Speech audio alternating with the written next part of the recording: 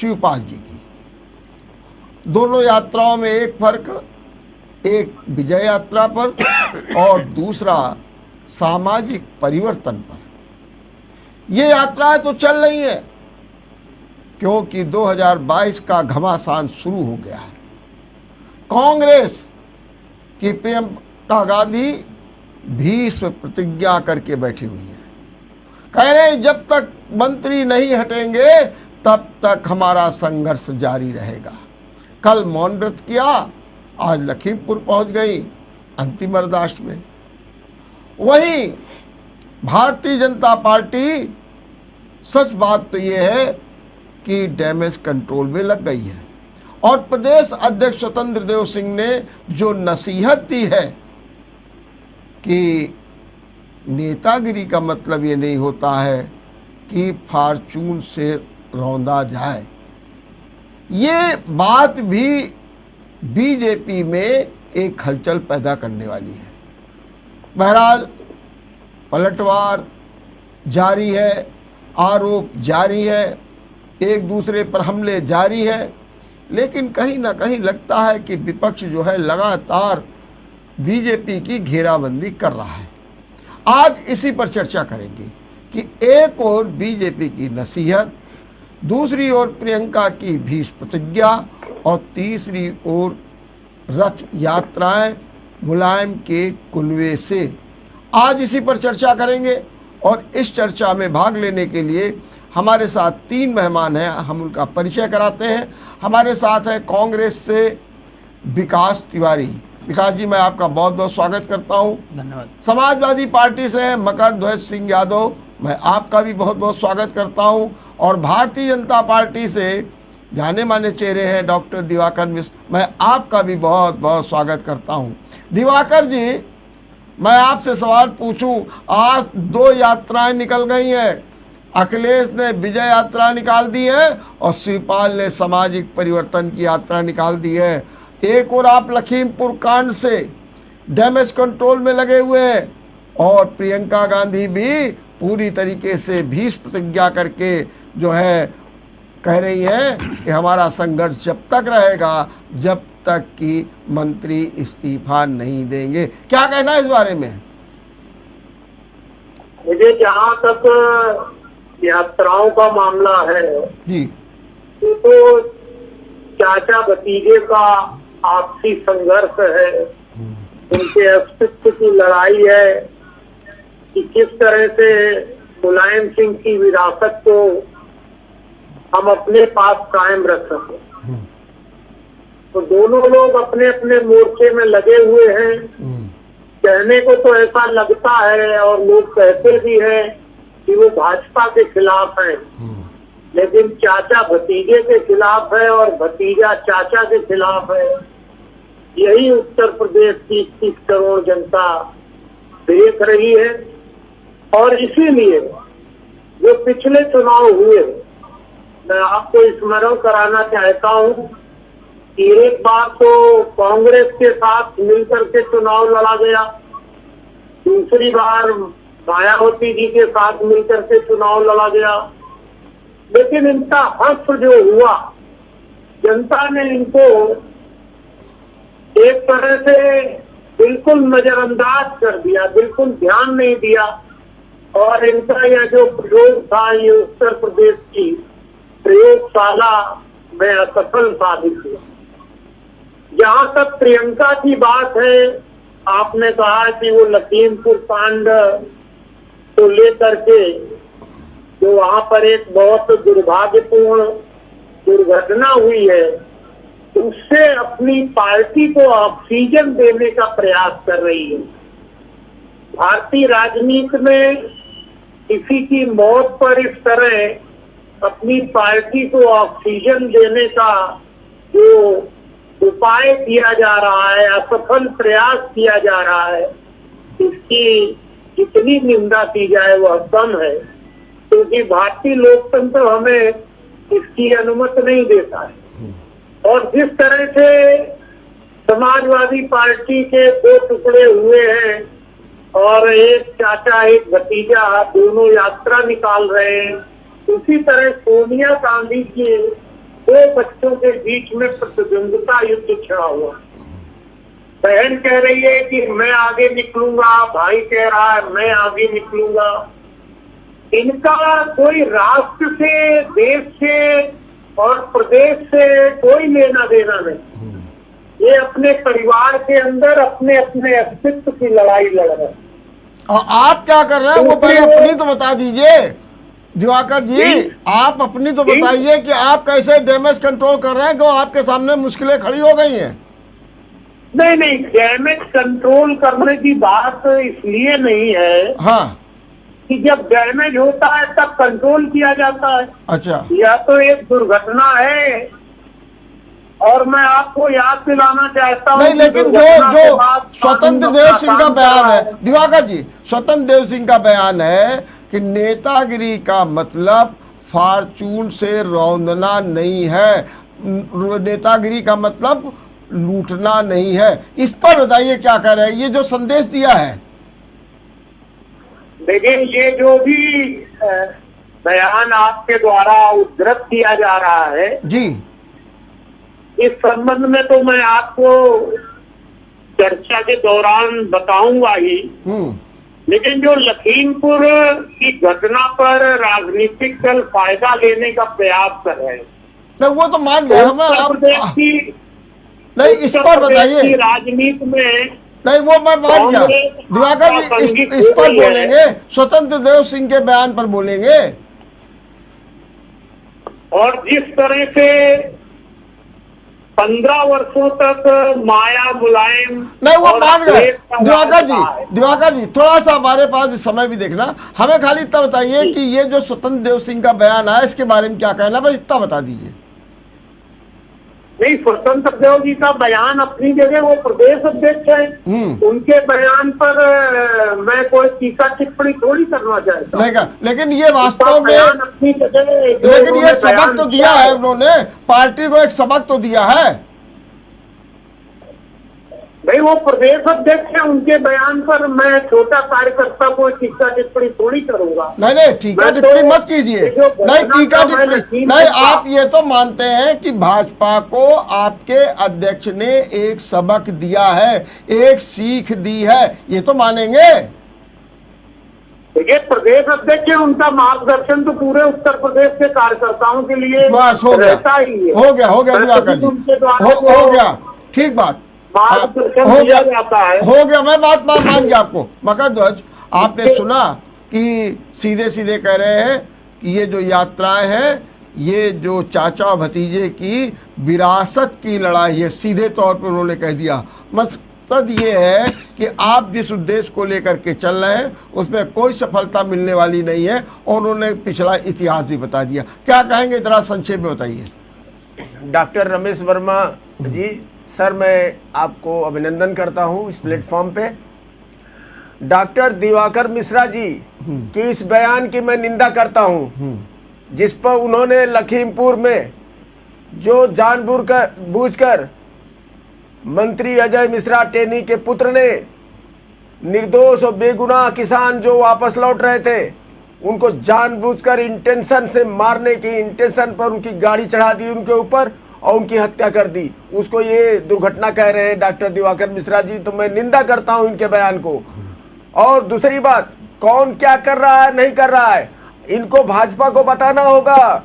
अपने संकल्प पत्र में जो इन्होंने वादे किए थे कि किसानों की आय दुगनी हो जाएगी, क्या इन्होंने किसानों की आय दुगनी हुई? प्रश्न ये है, ये चुनाव के इश्यूज हैं, इनको इस पर बताना होगा। चाचा भतीजा बुआ बबुआ पब्लिक रिजेक्ट कर चुकी है, ये सब मुद्दे नहीं चलेंगे। और इन्होंने कहा था, अच्छी चिकनी चुपड़े बातें कही थी कि कोई भ्रष्टाचार नहीं करेंगे। कौन ऐसा डिपार्टमेंट है जहां पर घुसखोरी नहीं बढ़ी है? घुसखोरी इन्होंने 3-4 गुनी कर दी। एक जो योगी जी है, मगर ध्वज वो तो ठीक जो है, योगी जी, मगर ध्वज मेरा सवाल सीधा सीधा ये, वो हमको पूरी तरह से अक्षम रहे इन्होंने। ये बताइए कि जो कोविड को मैनेज करने में, क्या ये सही बात नहीं है कि अखिलेश और शिवपाल में जंग है इस बात की कि मुलायम सिंह का कौन उत्तराधिकारी है? क्योंकि आज जो दोनों रथ यात्राएं निकली, दोनों में मुलायम सिंह के चित्र से, खाली अखिलेश में मुलायम के अलावा आजम खां का भी चित्र था। मेरा सवाल ये है, जो दिवाकर जी पूछ रहे हैं कि ये बताइए कि इनमें तो दोनों में संघर्ष चल रहा है, ये कोई पब्लिक के लिए या वोट के लिए या बीजेपी को हराने के लिए नहीं, आपसी प्रतिद्वंद्विता में लड़ रहे हैं, इसका जवाब दीजिए। सर, विकल्प भारतीय जनता पार्टी का विकल्प जो कि पूंजीवाद की तरफ शिफ्ट कर रही है अर्थव्यवस्था को, मिश्रित अर्थव्यवस्था हमारी भारत की है, जिसमें कुछ सरकारी प्रतिष्ठान भी होने चाहिए, कुछ प्राइवेट होने चाहिए। सरकारी जो प्रतिष्ठान होते हैं वेलफेयर के लिए होते हैं, मिश्रित अर्थव्यवस्था में है कैपिटलिस्ट जो व्यवस्था होती है वो फायदे के लिए होती है। ये धीरे धीरे सारी इकोनॉमी को पूंजीवाद की तरफ शिफ्ट कर रहे हैं। ये लड़ाई, मेन लड़ाई ये है, इस पर जो है चुनाव होगा। जनता इनको इस बार नकारने वाली है। तो ये लोगों का ध्यान चाहे जिधर भी है, लोगों का ध्यान ले जाएंगे। मुलायम सिंह का वो पब्लिक उसको नहीं सुनने वाली है। मुलायम सिंह का कौन उत्तराधिकारी है? वो बाद में, वो तो उत्तराधिकारी आपको पता ही है कि समाजवादी पार्टी ही विकल्प है भारतीय जनता पार्टी की। जनता उसके तरफ ही देख रही है। और माननीय राष्ट्रीय अध्यक्ष जी ने जो एक, he is a visionary leader and very effective leader, the way he implemented many programs during his tenure, everybody likes that. देख ठीक बात, विकास, दो सवाल खड़े हो रहे हैं। दिवाकर जी ने कहा कि एक दुर्घटना हुई और उस दुर्घटना को जो है प्रियंका गांधी किस तरीके से तूल दे रही हैं, और उन्होंने कहा ये निंदनीय है। और दूसरा उन्होंने कहा कि जैसे वहाँ चाचा भतीजे की लड़ाई चल रही है, ऐसे आपके यहाँ भाई और बहन की कौन आगे कितना निकल जाएगा, इसका संघर्ष चल रहा है। ये संघर्ष नहीं चल रहा है कि मंत्री को हटाओ या फिर न्याय दिलाओ। क्या कहेंगे इस बारे में?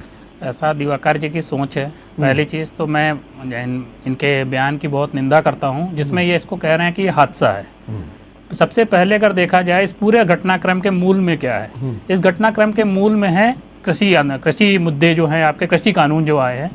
पहले तो मुझे बीजेपी कभी ये क्लियर नहीं करी कि क्या ये जो कृषि कानून ये लेके आए हैं, इस कृषि कानून की मांग देश भर में किसी किसानों ने इनसे की थी कि जिस तरीके के कानून इन्होंने बनाए हैं, जिसके ऊपर 300 दिन से ज़्यादा बड़ा आंदोलन खड़ा हो चुका है, और ये कहीं पर भी बात नहीं करना चाहते हैं उनसे। जिन कानूनों को लखीमपुर की बात करिए, मैं लखीमपुर पे ही आ रहा हूँ, क्योंकि मूल ये कहते हैं हादसा। वहां सर सामने सामने दिखाई पड़ रहा है कि गाड़ी किस तरीके से भीड़ के ऊपर चलाई जा रही है। एक भीड़ है जिसको रौंदते हुए निकल रहा है, एक पत्रकार जो कवरेज कर रहा है उसको ये पीट पीट के मार डाल रहे हैं। सर ये देखने वाली बात है, और इनके लिए ये मात्र एक हादसा है जिस चीज की ये बात कर रहा है। रह गई बात दूसरी, प्रियंका जी और कांग्रेस पार्टी, राहुल गांधी, ये आज से नहीं, ये शुरू से ही जनता के सभी मुद्दों के लिए साथ में खड़े हैं। ये कोई पहला मुद्दा नहीं है, चाहे वो एनआरसी हो, सीए हो, किसी भी प्रकार का मुद्दा हो, कृषि कानून हो, सब पे खड़े हैं। आज यदि कोई घटना घट रही है प्रदेश में किसी भी लेवल पर, आपने भी देखा होगा हाल में ही नेशनल क्राइम ब्यूरो का रिकॉर्ड आया है जिसमें इन्होंने उत्तर प्रदेश को नंबर 1 हत्या में नंबर 1 नेशनल क्राइम ब्यूरो ने बताया हुआ है।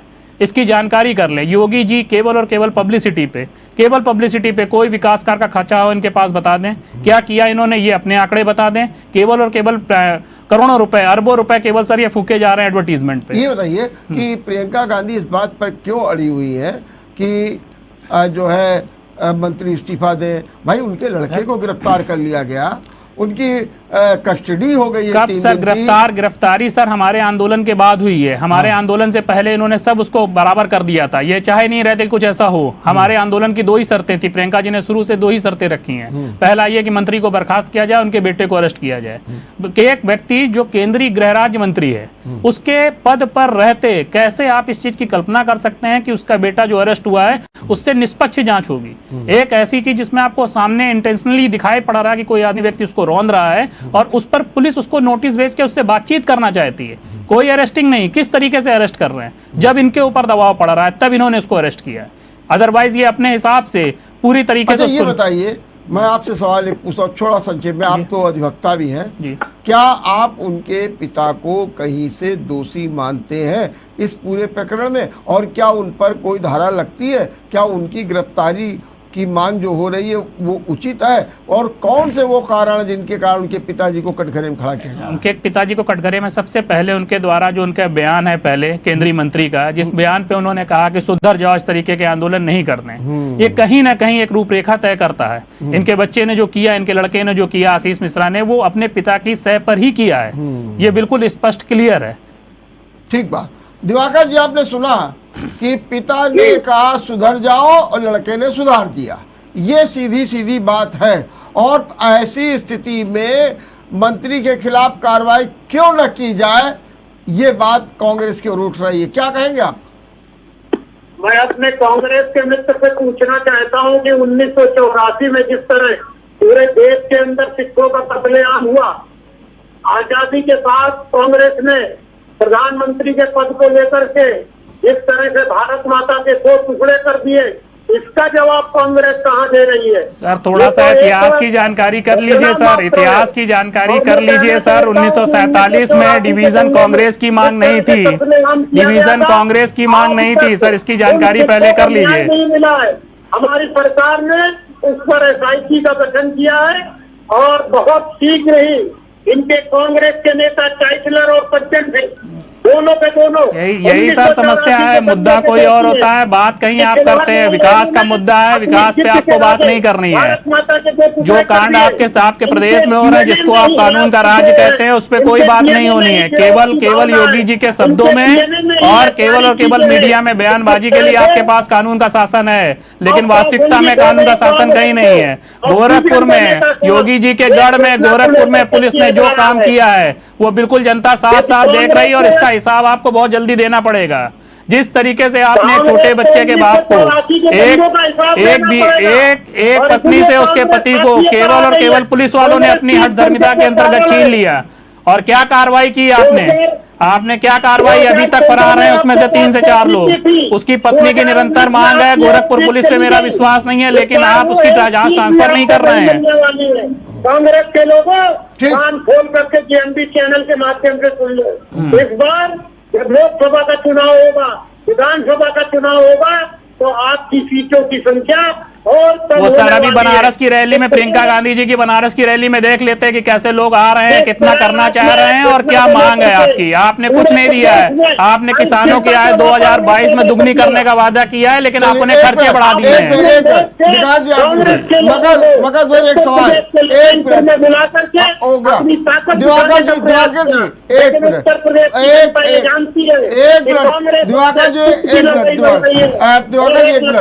मगर ये बताइए, बस एक मिनट दिवाकर जी, रुक जाइए, मैं आपको मौका देता हूँ। बस एक हो गया। मगर ध्वज जी जरा एक सवाल का जवाब दीजिए। अब ये माना जा रहा था कि बीजेपी के सामने सपा खड़ी है, हालांकि कसमकस है, क्योंकि चाचा भतीजे के कारण जो नुकसान हुआ था आप देख चुके हैं 2017 में। खैर अब वो तो बात की बात है, लेकिन जो नई समस्या आपके सामने खड़ी हो गई, प्रियंका गांधी जितना बढ़ रही है उतना आपको नुकसान हो रहा है, इस बारे में आपका क्या कहना है? देखिए, समाजवादी पार्टी ही भाजपा का विकल्प है, ये सबको पता है।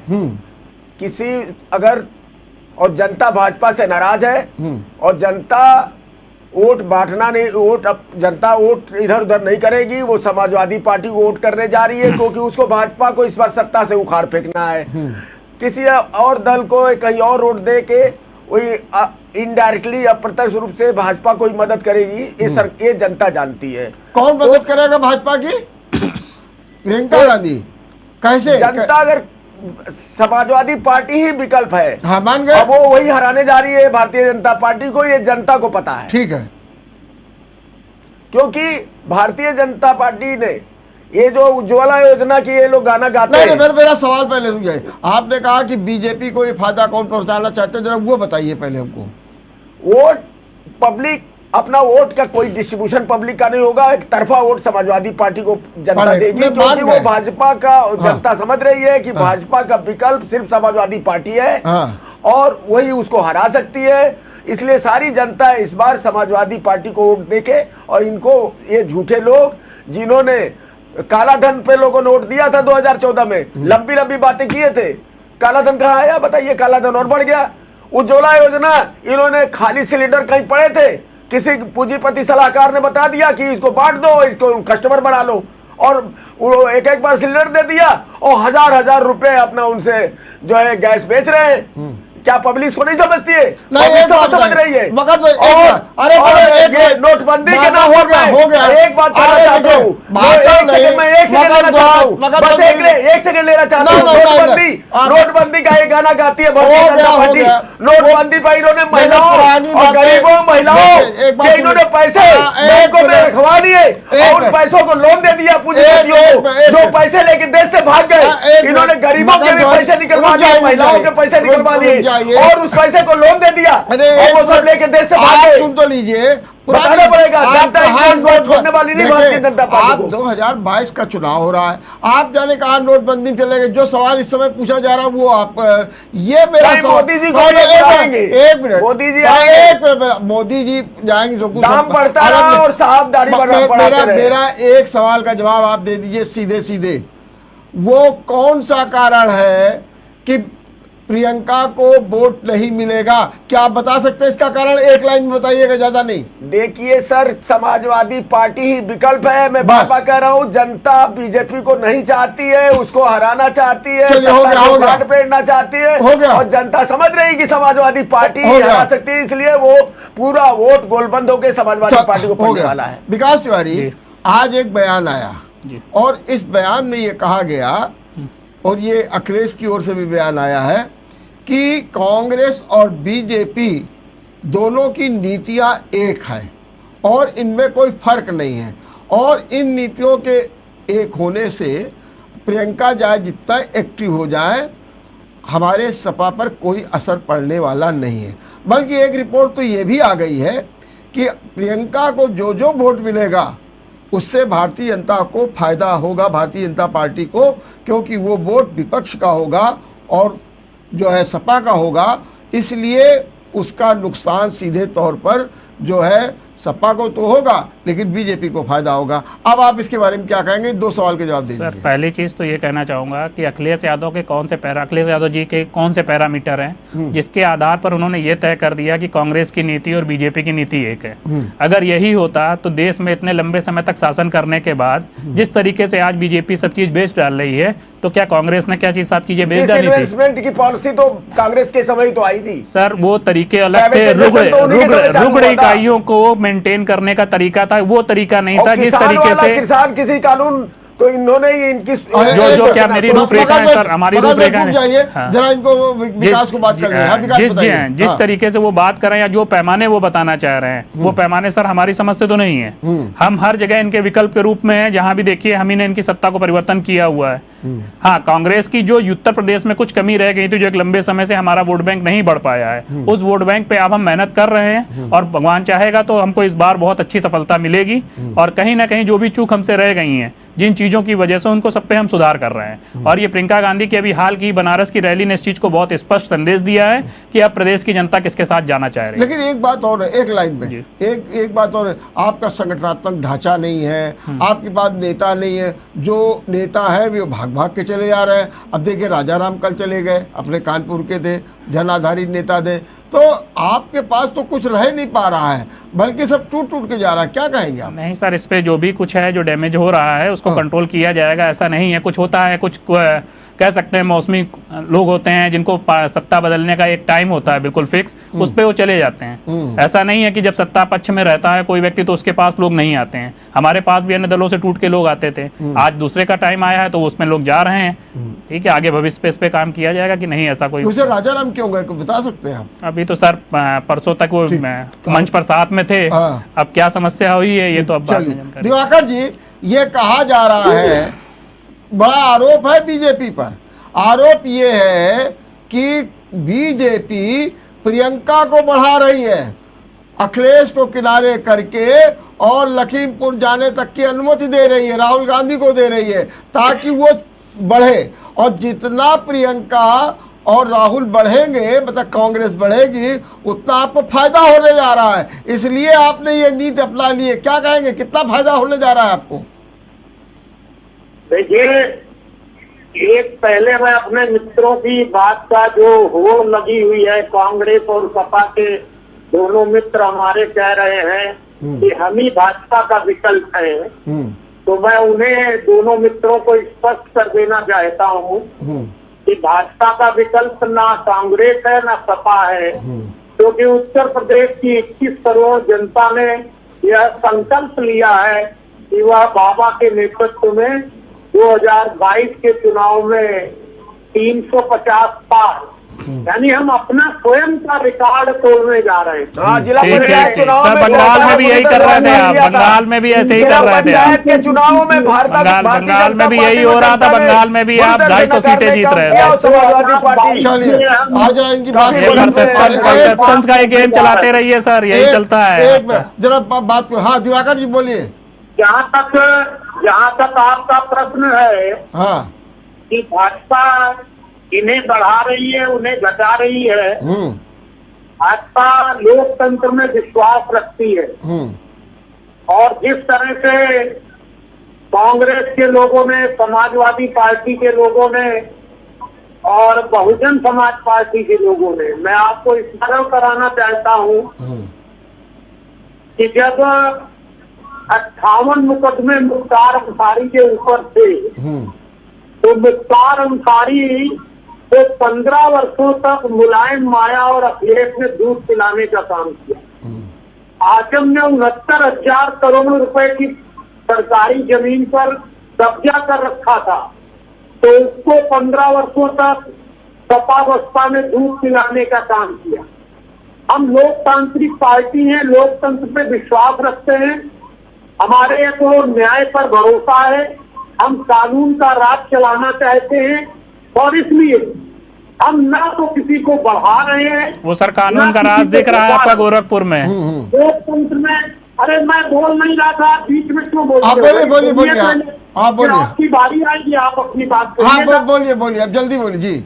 लोकतंत्र में पूर्ण आस्था रखते हुए भारतीय जनता पार्टी की जहाँ जहाँ पर सरकारें हैं, वहाँ पर सभी राजनीतिक दलों को, और ये लोकतंत्र की खूबसूरती है कि हम विपक्ष को भी जो अवसर देते हैं, क्या अखिलेश यादव को जाने से रोका गया? उनको भी जाने दिया गया, शिवपाल जी को जाने दिया गया। अरे भाई यहाँ पर तो बिल्कुल पारदर्शी व्यवस्था है। अच्छा ये बताइए दिवाकर जी अगर अच्छा ये बताइए अपराधी होगा, अच्छा एक प्रियंका गांधी जी को 2 दिन क्यों रोका गया? अगर आप इतना ही आसानी से जाने दे रहे थे, आपने सीतापुर में क्यों रोका? जब आपके ऊपर दबाव बना, जब राहुल गांधी जी, हम खेलते नहीं है, हमारी दिवाकर जी ये बताइए, अच्छा ये बताइए न्याय का नेशनल क्राइम ब्यूरो के रिकॉर्ड में दिख रहा है आपका न्याय, सब दिख रहा है। समाजवादी पार्टी की तरह उच्च न्यायालय में हमला नहीं बोलते। अच्छा एक दिवाकर जी, अच्छा दिवाकर जी एक मेरा सवाल मगर तो यही लोकतंत्र है, आपकी लोकतंत्र को पूरी तरह से काम किया। ये बताइए आप ये मानते हैं ऑक्सीजन नहीं दे पाए कोरोना काल में, अब कोयला नहीं है, बिजली का संकट खड़ा हो गया है, यही सर आपका राज दिखाई पड़ रहा है मैनेजमेंट। अरे एक मिनट कोरोना काल में रास्ते तैरती रही गंगा नदी में। ये जो दिवाकर जी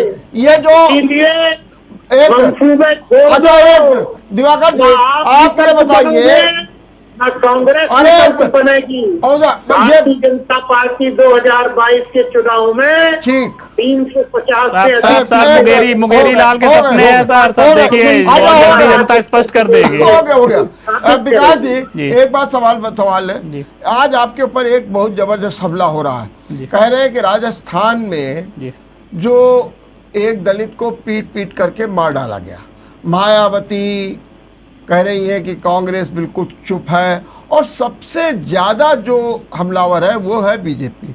कि आप लखीमपुर में तो जा रहे हैं, आप सोनभद्र जा रहे हैं, हाथरस जा रहे हैं, हाथरस की जगह पर राजस्थान क्यों नहीं जा रहे हैं, जहाँ पर एक दलित को पिछले दिनों पीट करके सरेआम मार डाला गया?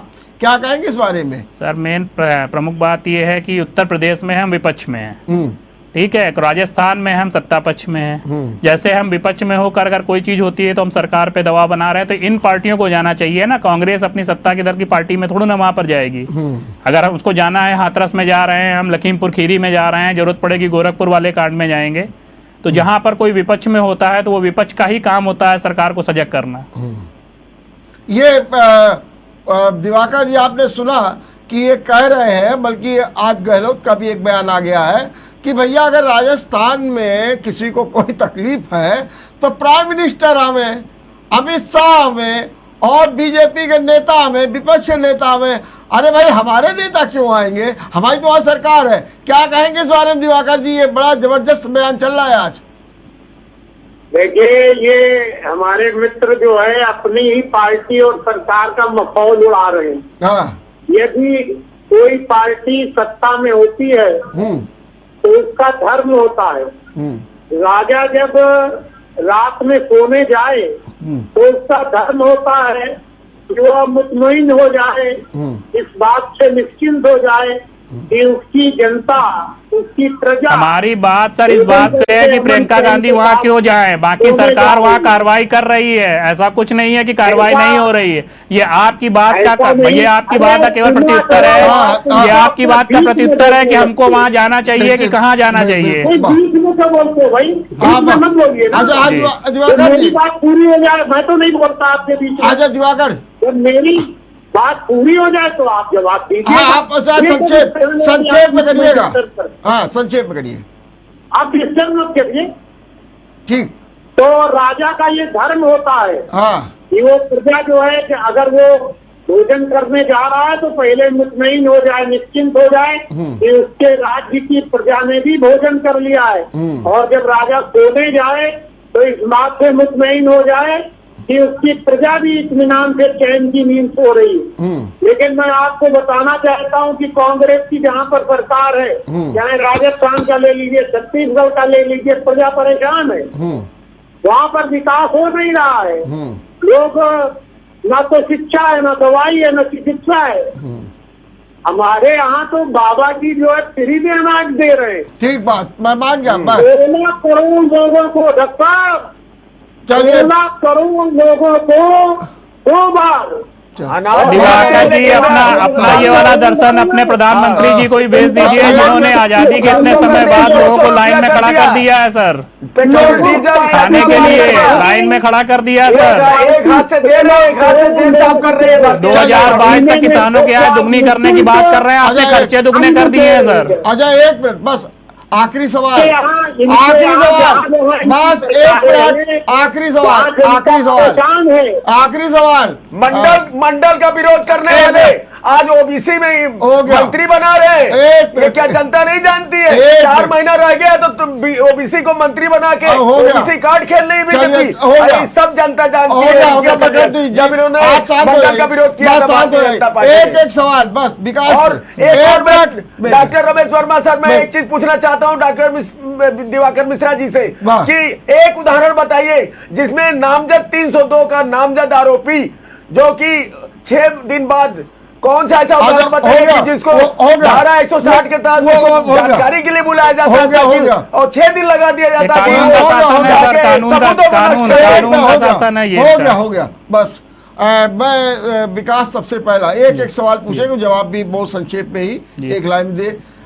प्रियंका गांधी ने कहा कि हमारी भीष्म प्रतिज्ञा है और इसको लोग कह रहे हैं कि उनको संजीवनी तो अब मिल गई है, अब वो चिमटा गाड़ करके आगे बढ़ना चाहती। क्या कहेंगे इस बारे में?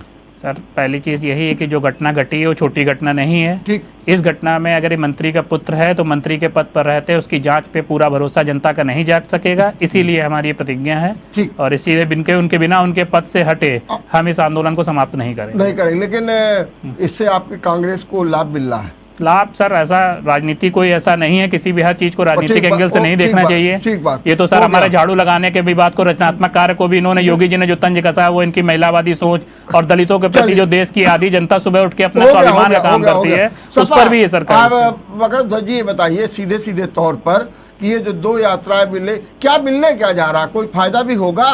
क्योंकि जो स्थितियां है, जब आप ही लोग एक नहीं होंगे तो आप कैसे बीजेपी से मुकाबला करेंगे? देखिए सर, समाजवादी पार्टी ने जो अपने काम किए थे, चाहे वो डायल 100 रहा हो, ठीक, मतलब आप उन्हीं के कम काम के बल पर आ रहे हैं। ठीक बात है, काम करना और सरकार बनने के बाद विकास करेंगे, खुशहाली लाएंगे प्रदेश में ठीक। और डेवलपमेंट करेंगे, ठीक, हो गया। ये जनता को बताने के चलिए लिए हो गया। दिवाकर जी, निकले हैं। अब आप ये बताइए कि लखीमपुर कांड से कब तक उभरेंगे आप? मंत्री जी का इस्तीफा कब तक हो जाएगा?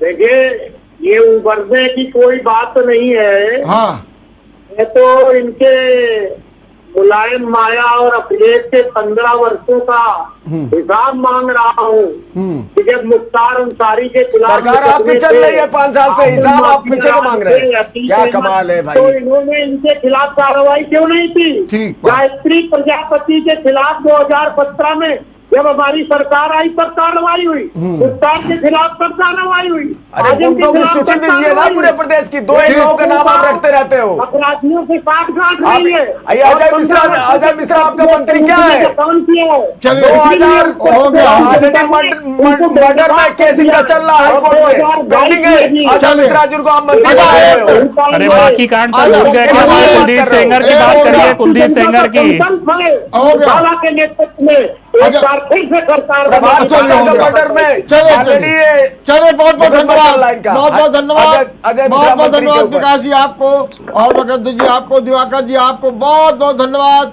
और नसीहत, 20 प्रतिज्ञा और विजय यात्रा क्या गुल खिलाएगी 2022 में, देखिए और हमारा विचार मंथन देखते रहिए। नमस्कार। अगर आपको हमारा वीडियो पसंद आया हो तो हमें लाइक करें, सब्सक्राइब करें और ज्यादा से ज्यादा शेयर करें, और हाँ, बेल आइकॉन दबाना ना भूलें ताकि हर खबर का अपडेट आप तक पहुंचे तुरंत। आप हमें इंस्टा, ट्विटर और फेसबुक पर भी फॉलो कर सकते हैं। हमारी आईडी है @JMT News।